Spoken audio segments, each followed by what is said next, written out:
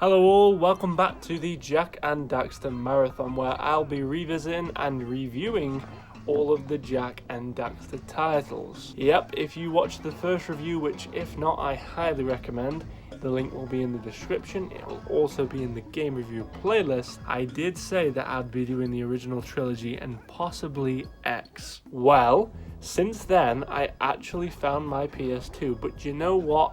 I want the best viewing experience for you all, so I'm going to be borrowing my girlfriend's PlayStation 4 and purchasing Jak X for us both, so it's nice and HD for you all. I will also be covering this absolute trash, and as I previously owned it digitally for the PS Vita, I have to re-buy it again because I sold the PS Vita. At least I think I did. It's either that or I've lost it. Either way, some of the buttons weren't working, so it's unplayable. That means I will have to waste my actual money on this absolute mess, and if you look online, it ain't selling for cheap, ladies and gentlemen, so look forward to that one. The only game I still won't be able to sadly cover is Dax, but I did play that one as a child 24/7 when I first got it, and replayed it on the Vita a few years back, and I can confirm that it is still brilliant, and I do love the title. Anyway, in my Jak 1 review, I had said that the story was rather lacking, with the secret ending being very disappointing. We didn't even get to see what it was that we got. Well, that all takes a huge turn in this one, so let's begin where we left off, with Jak 2.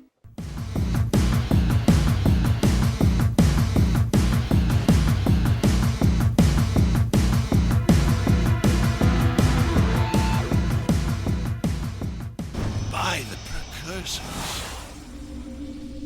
The game starts finally showing us what it was that was locked behind the door, and really, we have to believe that Jak carried that huge rift all the way back to Samos's hut. I doubt that. Before we even have time to question it, Jak presses the activation button and they're blasted off into the portal, getting separated by the blast. Jak and Daxter luckily end up together, but that is brief because Errol comes in and captures Jak while Daxter escapes to have his own game. 2 whole years pass. I ain't even kidding, by the way. This poor man Jak has been locked up for 2 years, being injected with Dark Eco by the Baron Praxis. Once Daxter finds Jak, he finally talks. Oh, I've been looking for you for 2 years! Say something! Just this once! I'm gonna kill Praxis! Shh! Right now, we gotta get you out of here. And also turns Dark Jak. So before we go into any more story, let's talk about Dark Jak. You can do it. Jak, easy now. Easy, buddy. It's your old pal Daxter, remember? Daxter? What the heck was that? Sheesh! Remind me not to you off. A new version for Jak that comes with some insane powers that can be unlocked throughout the game by trading Metalheads. More on that later. But overall, I didn't honestly use Dark Jak that much. Only ever by accident, or to use him to make one of the worst ever missions one of the easiest. An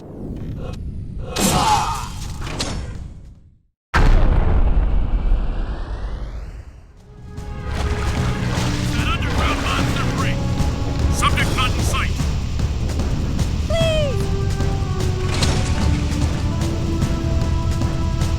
Arrest him. Burn him down. That was cool. Do it again. Something's happening to me. Something he did. I can't control it. Anyway, back to the story, but as I said in the first game's review, I'm making it brief as the game's decades old now, and you're probably a Jak and Daxter fan if you're watching this anyway, so you'd rather not hear the same story you know and have played a million times already repeated to you again. So I will talk about it, but I'll summarize it briefly. Once Jak and Daxter get out of the prison, it's then a mission to get as close to the Baron as you can for vengeance. But that journey ends up changing throughout the game. As Jak ends up staying in the city for longer, he begins to realise this city is worth fighting for. I probably should have mentioned as well that the Metalheads are trying to take over the city, whilst the Baron is trying his hardest to destroy it so he can conquer it. The two actually end up in full war at the end. It's genuinely incredible. However, there are some huge twists. Spoiler warning now. You have been warned. Decree! Yeah, we want a recount. The place where they are is the same area from Jak 1. They're in the goddamn future. Is that? No, it couldn't be. That's not. It's Samos's hut. But what? How? When? Where? Why? We're in the future, Dax. This horrible place is our world. Like, wow. As someone who played the first as a child and then was given X for my birthday, to be genuinely shocked when Jak spoke, to then after playing X, I was granted the access to the third game. I know it's a messed up order I was giving them in, but I never got to play the second game until I got the PS Vita and the collection. So when playing X and 3, I just thought that this was like a brand new area that they were in. I had absolutely no idea till I finally got to play 2 that they were in the same area but the future. Man, seeing Samos's hut in shambles really does hurt. Do you know what I really would have liked to have seen? If in Jak 3, Samos's hut could have been like restored with a nice brand new path leading up to it. But no. Sadly, this is the last time you'll ever step into this wonderful hut again. Christ, it sure does add some shot to the story. That moment of realization is then made even more confusing when you get back to finally be able to meet the Shadow to see that it's Samos? Oh no, not you! Welcome to our humble underground movement. I am known as the Shadow, but you may call me Samos. And you are? Jeez, Jak, we went through all that to meet His Holiness, old log-on-ahead Grandpa Green? Don't you know who we are? Sorry, kid. Never seen you before. And I never forget a face, especially one that ugly. So it begins. But like, young Samos. It might be confusing, but it sure does engage you and it makes you demand answers. I tell you what other questions I need answering. I want to know how Jak and Daxter do not recognize Kira's voice. I get Kira not recognizing Jak's voice, as he's never bloody spoken before, but come on, you two, how don't you recognize her voice?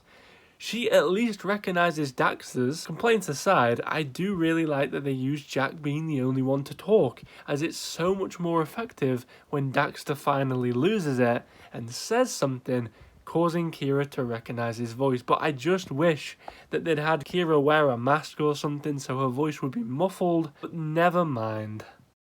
We destroyed Chris Cargo. Great! I'll send you a medal. Now, if you don't mind, I'm on a deadline, so scram! Are you always this difficult?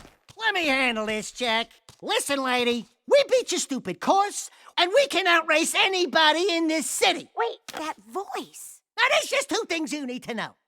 One, we don't want to join your stinking race team. And two, you just lost a date with Orange Lightning. Let's go, Jak. Daxter! It is you! Kira! Oh, I never thought I'd be so glad to see your furry mug. And Jak, you look different. It's been a tough ride. The Baron pumped our boy here full of dark eco, and it did something to him. Now he's got super moves or something.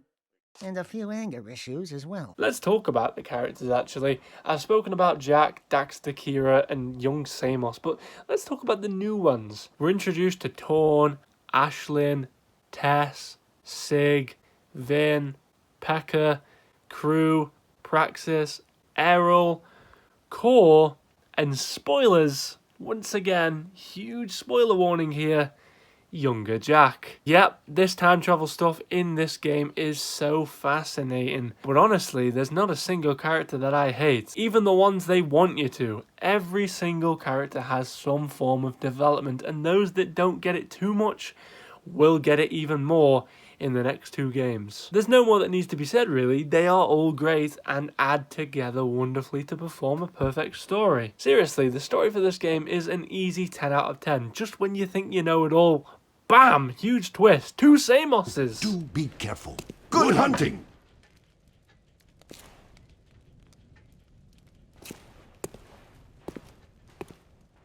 Two Samos the Sages. Ah, Jak, they're multiplying!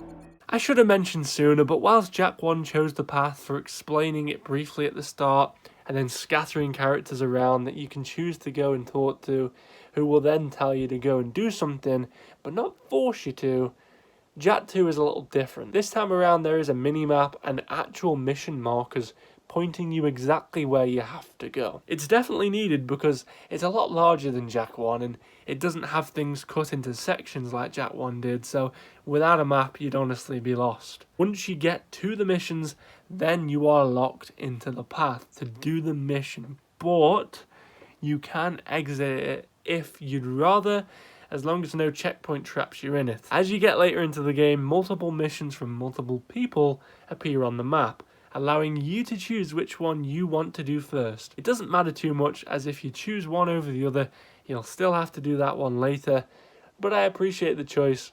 It makes it feel less linear and makes it feel like I'm deciding which way to take Jak's adventure. Now, Daxter was the huge part of the humour in the first game, and he still is now, but it works so much better in this one as him and Jak are bouncing off each other constantly. Something that really bothers me about future versions of Jak, mainly the ones not written by Naughty Dog, especially that PlayStation Move game, is that they portray Jak to just be an angry dude who hates everyone. All right, furball. What's the big idea? We didn't do this. Wait, who's that over there?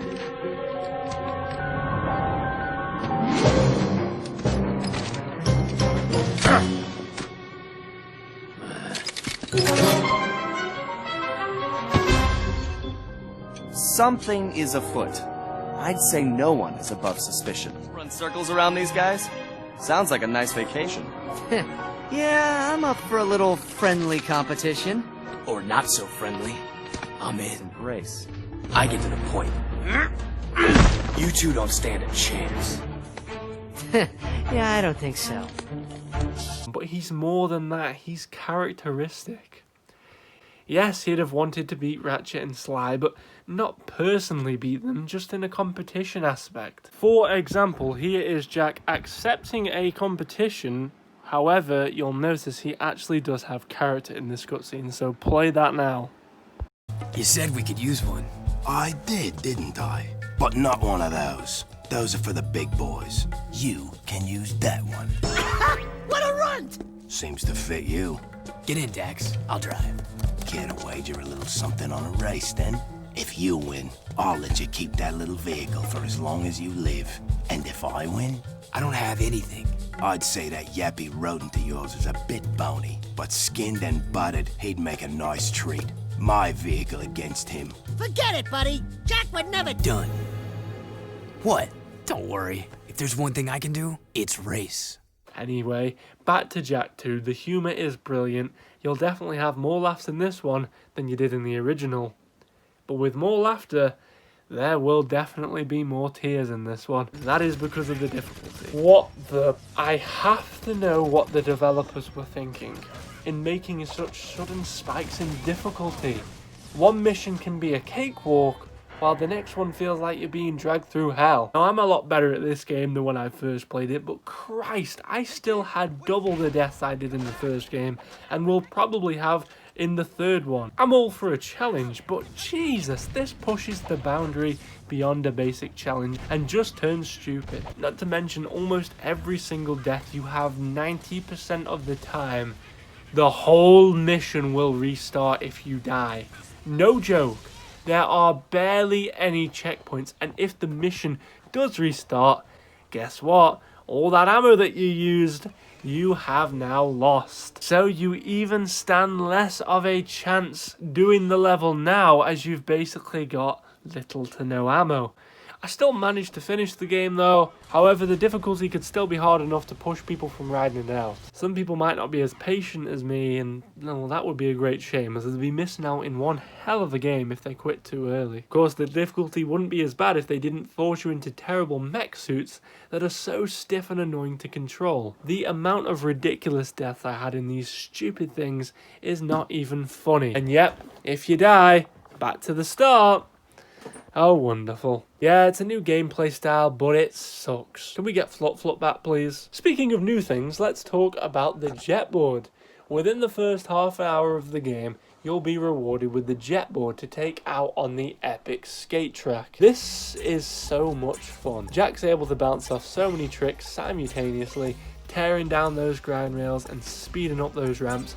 I absolutely adore this and was gutted when we had to put it back. but then so happy when it was revealed that you later get it and are allowed to keep it for the rest of your adventure. Thank you. Tearing around Haven City on the jetboard is so much more forgiving than the horrifically overplaced Zoomer cars, which leads me nicely into those Zoomers. From Jak 1, they are all over the city now, along with other vehicle variations that you can choose which one you prefer, but there's many that you're either going to crash into, or there's people that you'll crash into, and either one of those you'll get guards on you, or other vehicles that'll blow you up again, which will then get guards on you again. It's a good use for the vehicles, but my god is it so much more annoying. It's far less annoying to just ride the hoverboard around instead. Also, on the topic of vehicles, there's races that can be done. Even Daxter takes place in one of them, and these feel more like the Jak 1 driving mechanic, and I honestly don't hate them. I think the first one is definitely the hardest, so probably not a good one for them to start you on. But the most fun one is probably the race against Errol, as it takes you through the whole of Haven City. I really do love this one. It's a bundle of fun, might be a little bit of a challenge, but once you've got the hang of it, it is a blast. Speaking of blasts, let's talk about the obvious here. You've seen it in the background gameplay, and I've joked about it in the first review, but Jak gets guns in this game.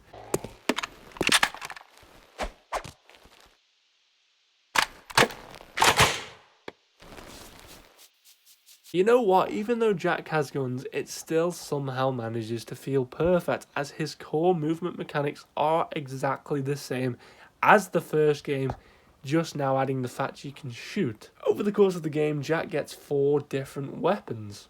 A rather poor red one which acts like a shotgun, a rifle that can be very effective to shoot while spinning, a blue death machine gun that has incredible fire rate, and the purple Peacemaker, or is it Peacekeeper?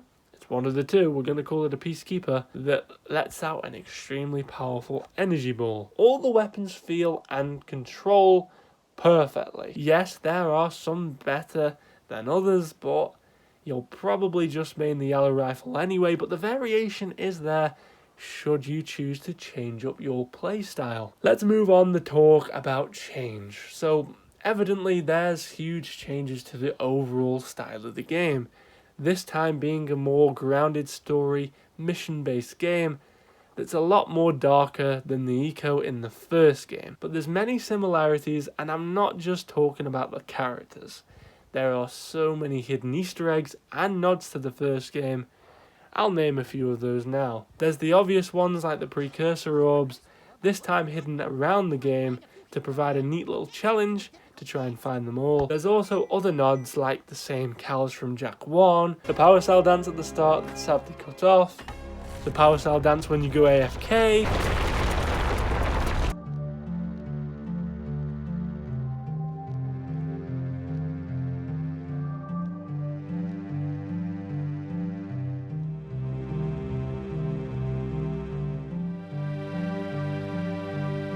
Samos's hut, a whole level themed that's gotta be styled around Jak 1, surely. It feels just like I'm playing Jak 1. If I get rid of the gun and the Metalheads, it's Jak 1. And the lurkers are back, but this time they're your friend, not your foe. Lurkers? We don't like lurkers. It just shows how the progression of time has paid off for those lovable lurkers. Let's just hope that Jak doesn't mention how many of those poor buggers he's slain though.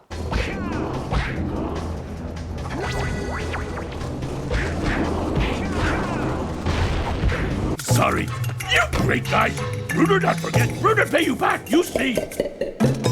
Now, I forgot to mention this in my Which Jak and Daxter game is the best video, and you all flocked to inform me that I did in fact forget to mention you get to play as Daxter briefly in Mars Tomb, as he is in classic Naughty Dog fashion, running away from a spider egg, and then the spider, once it has hatched. It's not as groundbreaking, but it's a nice change of pace, and for the first time ever, you get to play as Jak without Daxter on your shoulder. Now, in the first review, I had complained how similar and generic the bosses were. Well, I can confirm in this one, though still not many, they're handled far better. Some being an absolute pain to defeat, which is what it should be, as you feel so accomplished once you win the fight. I barely touched upon this earlier, but there are these things called Metalheads that Jack has to beat as you progress through the game. These are replacements of lurkers, but they come in many different variations. There's some really basic ones, and then there's some really annoying buggers that can shoot. Each metalhead you do kill, though, will drop its actual metal gem that can be seen in its head. Now, Jack's not just collecting them for his own sick needs, he's instead collecting them as they're able to be traded in return for some brand new Dark Jack powers. Powers then they had things that I think Dark Jack should have already had to begin with, but it's not a huge gripe, as, like I've said earlier, I didn't use Dark Jack much. I think it's because of how long the meter takes to fill back up with it. I always felt so worried that if I used him, then it would be a waste, and that I might need him later in the level, so I just kept getting pushed and pushed back even more and more. Besides the Metalheads, there's also Crimson Guards that have you on their bounty list. Literally, these fellas are definitely more annoying as they are all over the goddamn city. I don't think I managed to get to any mission successfully without crashing into one of these guards and having a whole SWAT team hunt me down. And for God's sake, I wish they'd stop ambushing us. I think I've almost covered everything now I had in my notes, but before we do wrap this up, there's one big thing staring me in the face, and that's the graphics. Now, bear in mind, I am playing this on the HD collection, so they're going to be looking beautiful anyway, so I'm going to focus on the overall presentation of the game in Haven City. In Haven City, it can be cut down to different sections. There's some horrific highway, gloomy undergrounds, and a nice big open area, which happens to be my favourite, and many more. I can't list them all, I'll be here all day. But inside of the walls of Haven City, it's kind of dark and dull. I mean, it's not a bad thing, by the way. It really helps to add the immersion of this dark future, but once you go out of the Haven City walls, it is such a bright and beautiful world, making you feel almost like, and I've said it a million times already, you're in Jak 1 again, except this time with metalheads instead of lurkers. Remember, those dudes are cool now. It just truly is a beautiful game, and I'm really glad they did include areas such as the forest for some diversity from the dark, gloomy city. Well, I think that wraps up all of my notes I had while playing Jak 2, and I have to be honest, I am genuinely shocked when replaying this to its full in 2020. Growing up as a kid, this was the last one I played, and the difficulty definitely lowered my experience, and though it was still hard now, it is much more bearable. I always said it was my least favourite in the trilogy, and while that may still be true, I am very shocked because I expected to be tired while playing this, but I honestly really enjoyed it. When I was deep into Jak 1, I was so excited to start Jak 2, and now I know why. It truly is a masterpiece of a game, brought down by very little and minor flaws. Overall, I'd have to give Jak 2 Renegade a 8 out of 10. It was tough to decide whether to give it an 8 or a 9 for this one, but as I still get more overall enjoyment out of the Precursor Legacy, I'd decided to opt for an 8. But know the quality, story, and overall length of the game is a 10. Just my overall enjoyment, I'm gonna have to stick to it as an 8. I do hope you enjoyed the video, and I'd like to thank you for making it this far. If you did go on to enjoy the video, please drop it a like and comment to let me know what you thought and what you thought about the game. Don't forget to subscribe, as in the near future and my next upload we will be diving straight into Jak 3, so stay tuned for that one. Then of course, Jak X, and then this abomination. Anyway, I'll see you guys there. Have a great day. Goodbye for now.